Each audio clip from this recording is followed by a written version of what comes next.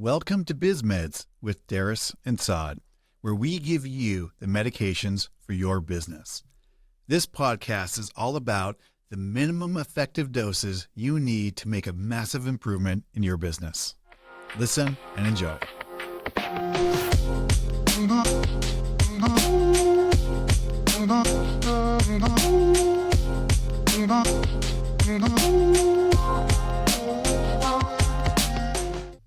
Hey guys, welcome back to another episode of Biz Meds. We are your hosts. My name is Saad. And I'm Darris. So, as you guys probably remember from the last two episodes, if you tuned in and you listened. If you tuned in and if you didn't, you should pause it right now, go back and listen. Both of the episodes. From episode 1 to now 20-something. 20, yeah. 21. This is 21. It'll be 21? Oh, yes, 21. Yeah. Yeah, go through all of the episodes so you can get caught up. But the last two at 1.5 speed.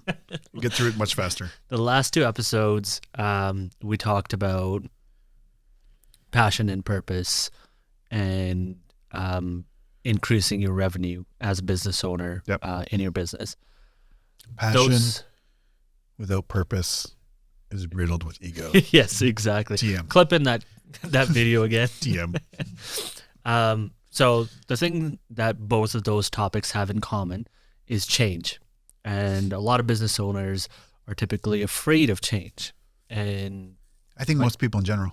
Yes, absolutely. But for a business owner, I find, or I believe it's a bit more, there's a lot more on the line. There's more stakes. Yes. And typically you're dealing with a lot more people in your organization, and they're all afraid of change, and it becomes a big thing. Like one small change is not a small change. It becomes a big thing. Why do you think that is?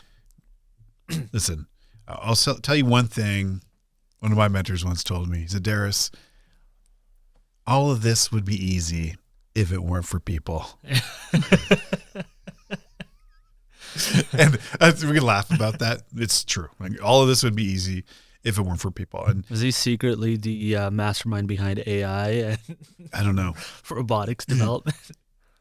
But there's some truth to it, right? And at a very fundamental level, people are just inherently adverse to change. Yeah.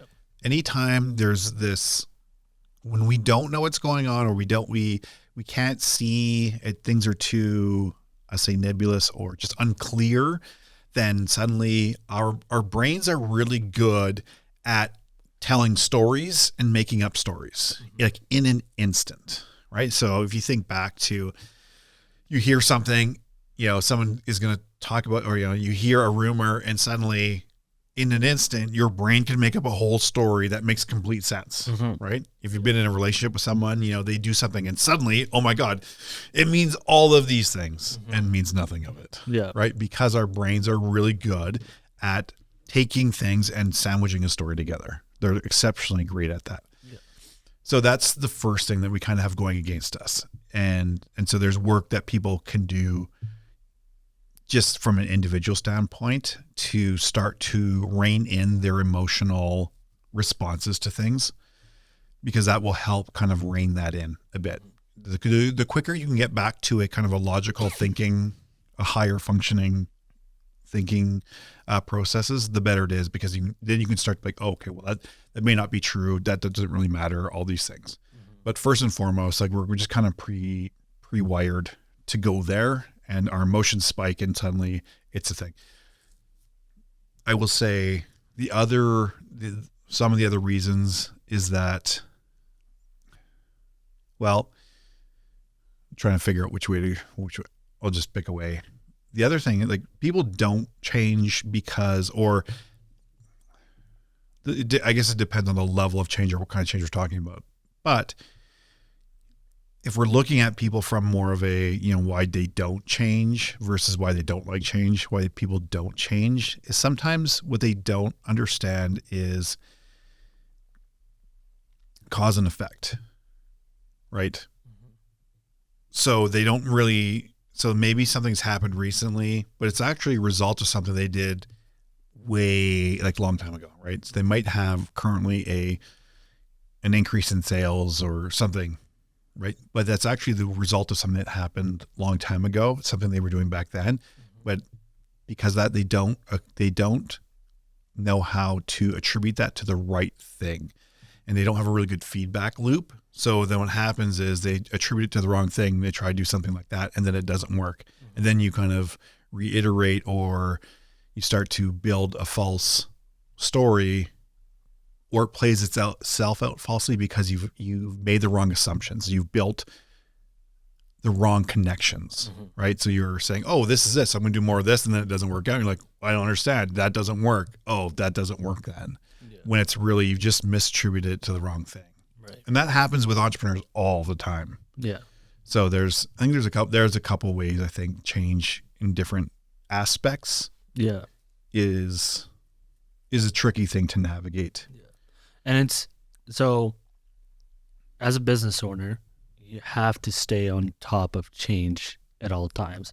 Change in the industry, change in like whatever product offering that you have, staying on top of that, the knowledge of it, the research of it. And I think it is important, or it's a vital part of that business's growth, because, and what I'm trying to say with that is,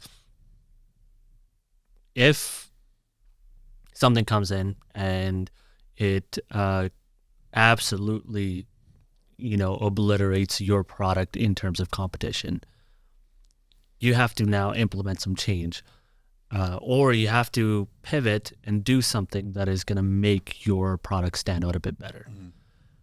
If you're already uncomfortable with change, time to wrap up shop, right? Like, well, I mean, yeah, the chances you'll be able to capitalize on that, right, are going to be a lot less. So the probability of you being able to leverage that, take advantage of it, to really do it will probably not work in your favor. And so from a business owner standpoint, the biggest thing that you can do is, first of all, understand where your limitations are, or the behaviors that you have that are holding you back, and working on those, and coaching your people and helping them become better, helping them develop more resiliency.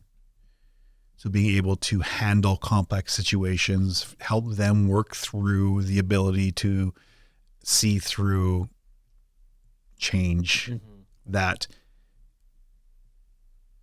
change is going to continue to come, and how we respond to it is actually more important than allowing ourselves to continually react to things, because all of that is really just wasted emotion and time. Like, if you think about any way those changes have come, all the time spent worrying and all the things don't really add any value at the end of the day. That's more of like a stoic approach to it, and saying it's not taking away that or belittling that someone's experiencing that. That's not what we're saying. We're saying is, you also need to understand that there's not a lot of value in continuing worrying about that. This goes back to mindset, and that becomes a constant thing that you have to evaluate. It's the growth versus learner, or growth versus fixed mindset. It's the judger versus learner mindset. And if you're in the fixed or judger mindset, you will see roadblocks, you will see risks, you'll see all these things that are negative, versus the more important thing is, I'm not saying those aren't things. The questions or the response is, okay, how do I deal with those? Right. What can we do? And that becomes having that shift of mentality, and coaching people to do that can be way more effective in dealing with all those types of change than the change itself. Change is just a constant thing. I think I have to say that again. I'm going to get the cliche saying of like, the only thing constant is change. I mean, we all experience it. Like, there's never, like, things are just rarely at a status quo all the time. So I think it's more of it's a mindset and mental coaching opportunities for people. And if you're finding that you yourself are responding, I think then you need to do the work of understanding what's causing that in you and helping yourself move to asking yourself better questions of what you can do differently and how you can actually address that change versus how do I not continue to spin up on these things that aren't actually going to help deal with that situation. So as a business owner, what are 2 or 3 quick things that one could utilize to manage change? I just kind of thought of that question right now. Yeah. What you said pretty much encompasses that, but yeah, I think the first is don't react immediately. So things are coming up, don't react immediately. The second part is the first question should be, or one of the first question is, okay, what can we control and how do we control what we can control? Yeah. And there can be a follow-up to that is, having gone through change before, have we always come through it? Because there's a very constant cycle that people go through. Yeah. So because what happens is the emotional reaction on the front end. Some people are really excited for change, right? They're, oh, I really welcome this. Is going to be amazing. The other people are like, oh my goodness. And typically you come over that crest and it gets worse. It goes down to the valley of despair. Oh my God, this is terrible. Oh my goodness. And most people, like, depending on the situation, what it is, they quit or whatever, Yeah. So for me, when you're saying that, like it connects this thing about anybody that's played video games. When you're on level 1, it's a little hard at first. Once you start going through it, you start, getting a bit more experience, you get more skills or whatever. Mm-hmm. That level now is super easy. Yeah. And any, skill that you utilize in that, you're just obliterating through that. Yeah. Then you level up and you go into the next stage. That is, I would attribute that to the change. All your skills are now doing half the amount of, damage that they could have. And you're now afraid because you're like, well, shoot. The challenge is talking in a very broad term like change. Mm-hmm. Like that's a very challenging thing to say, oh, what are the 2 or 3 things? I mean, it really depends. Mm-hmm. From a business owner standpoint, understand that everything will change all the time. I mean, I say it, just expect there to be change. So if you're a person that likes to get all wound up about it, okay, well then you're going to need to find a way to work through that. So this is where I differ in opinion from someone like Alex Hormozi or whatever, who's like, oh, therapy's not worth anything. Or I paraphrase, or maybe I read a little more into that than maybe he says, where, there's some of the really successful gurus out there and they say, oh, you don't need therapy. I think, you know what? I actually do believe that. I think what happens is you get someone like an Alex Hormozi and they are the exception, not the rule, mm-hmm. right? The reason why they can do some of the things that they do is because inherently they have a personality that is able to shift around things very easily, but not everyone has that ability. So there's a former CIA guy. His name's Andrew Bustamante. He runs Everyday Spy. Phenomenal. So he's probably the one that really helps break down the way the CIA trains mental models and things like that. And he does a phenomenal job of really talking about this idea of perspective and perception, right? Like my view of the world is my perception, right? And then when I look at other views of the world, that's perspective. Yeah. Right. And not that is entirely relevant, but what they talk about is that in some of the training they go with CIA is why would I have to go through something hard when I can just go around it? Right. Yeah. So, and sometimes what I would say is that sometimes what happens is like if some people are inherently wired to be able to deal with things like that's happened in their lives, and they can work around it. They can accept it really quick, and then boom, it doesn't necessarily keep them anchored in a spot, but not everyone has that ability. So that's when I think there's certain, whether it's therapy or whatever it is, there's certain things that people need to learn to be able to do that. It's not necessarily have to go cut through it, but there's certain ways or therapy or whatever it is that helps you kind of move around that thing that you maybe don't even know is actually just anchoring you in that spot. Because I know like some of the biggest growth I had was when I actually started going into therapy and I'm very open about it. It's just like, oh wow, like I don't even realize this stuff is actually really anchoring me in this spot. And so the more I dove into flow and also at the same time cutting the ties to these anchors, it's like, oh wow, it's like a slingshot. You just end up moving so fast. Mm-hmm. So that's why I believe like if you're a person that is inherently caught up in like when change is happening, that you get anxiety and all that stuff, well then you probably don't have the native skill set to work through that as effectively as you could. So like that's where you probably need to spend some time, is that there's probably things, if you picture yourself, you're trying to run, but you have these really heavy anchors and boulders weighing you back. And so you're trying to run as hard as you can, but you can't.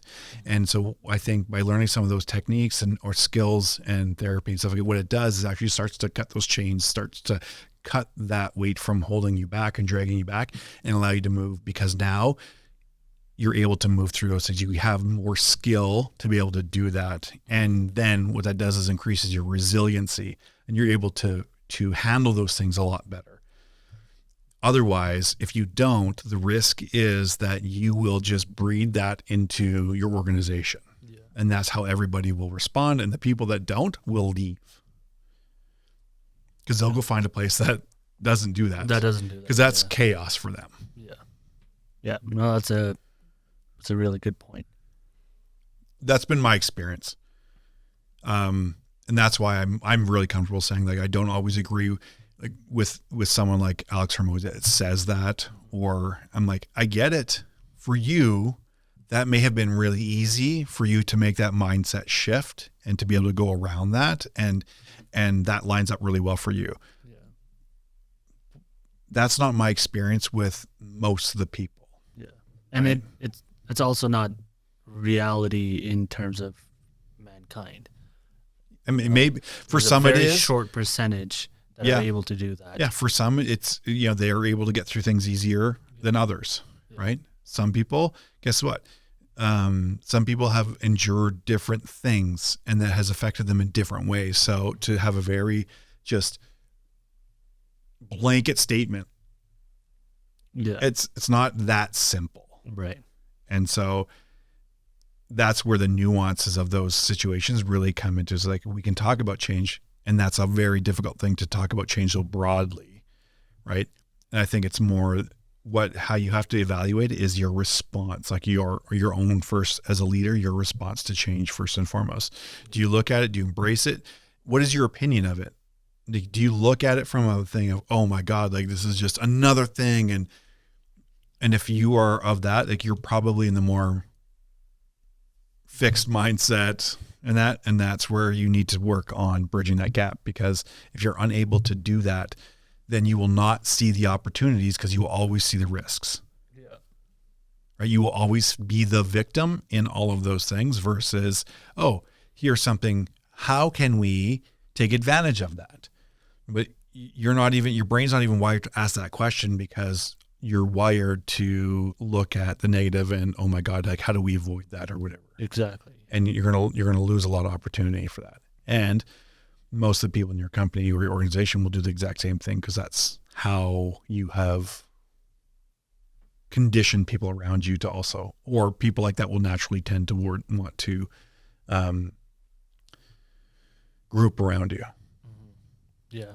No, it's thank you for answering my question. As best I can. Because it is tough. You're absolutely right, because it's such a broad thing that applies in so many different ways. Yeah. There's not one simple way that you can implement that in your, because it'd be different for as every. most simply boiled down to, it's your mindset around change. Yeah. For me, like my personal is, I don't typically get really wound up around change. I'm like, for me, my internal model is, yeah, I'm going to expect it. Yeah. There's going to be opportunities in there that would otherwise I would not be able to find. So what are those? And so I train myself to look for that, which is which is different. Yeah. Not saying that I've always been that way, but that's how I've had to learn to do. Like that's a skill that I've had to develop to be able to do that. It is a skill. You can learn it. Yeah.